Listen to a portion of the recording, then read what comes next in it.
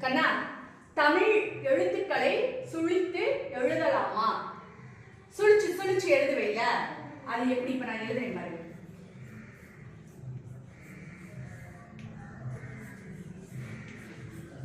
சக்கரம் எழுதிருக்கேனா? இப்ப சுழிச்சு எழுதுறது என்ன தெரியுமா? நல்லா கவனி. இங்க சுழிச்சிருக்கா? இப்ப இப்படியே கவனி. சுழிச்சிருக்கா?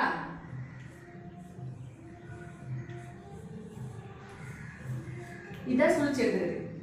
இந்த இடத்துல, இந்த இடத்துல, இங்க இங்க இங்க இதெல்லாம் சுழிச்சு எழுதுறது. டா,